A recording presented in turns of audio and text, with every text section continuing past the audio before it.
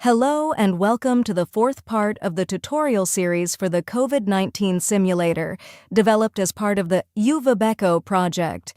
In this scenario, a winter infection wave in Luxembourg is simulated, during which the vaccination campaign was initiated. A baseline scenario with the actual Luxembourg vaccination campaign is compared with two counterfactual scenarios, one with an earlier start of the vaccination campaign and one with a lower final vaccination coverage. For this, we first choose the time frame of interest, 1st of November 2020 until 1st of January 2022. Then the Scenarios button next to the date field with the cogwheel icon is clicked. As a result, three selection areas open below the date settings. In the middle selection area, the section Vaccination Scenarios is displayed. This section allows the configuration of the start date and the coverage target of the vaccination or booster campaign. For now, no changes are made and the Simulate button is clicked. After a short simulation run, the results are displayed. The Save button is then selected to save the simulation under the name Baseline. In the next step, a new scenario is created by modifying the existing vaccination scenario.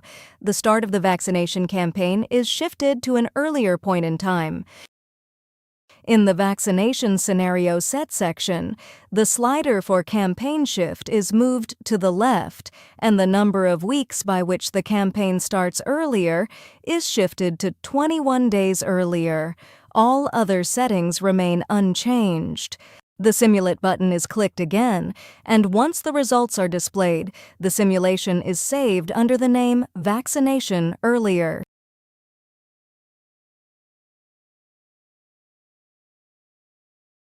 To create the third scenario, the start of the vaccination campaign is returned to the baseline configuration. The slider for campaign shift is set back to no shift. The target full coverage slider is shifted to 75%. After clicking Simulate, the results are displayed and saved under the name Vaccination Target Lower.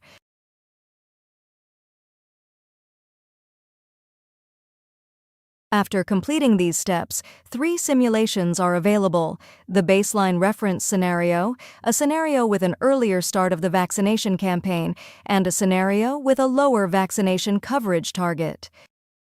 Under the heading Simulation Results, the scenarios can be compared. Clicking Compare displays the current open simulation, and the remaining scenarios are added using the Add Comparison button. Different metrics such as cumulative cases, daily incidence, hospital admittance, or ICU admissions can then be selected to compare scenario outcomes. In the first scenario, with an earlier vaccination rollout, the daily incidence and hospitalizations trend towards zero, as the vaccination campaign now coincides with a period of low reproductive number caused by lockdown in Luxembourg. In this way, this setting would not have occurred during the actual pandemic, as the lockdown would have been lifted with falling case numbers. In the second scenario, the reduction of the maximum vaccination coverage from 81 to 75% caused a massive increase in case numbers and hospitalization, highlighting the impact of the vaccinations. This counterfactual scenario is equally unlikely, as such a steep increase in cases would have caused the implementation of lockdowns or other limitations. Overall, the simulations illustrate how a different vaccination rollout could have shaped the pandemic trajectories in Luxembourg.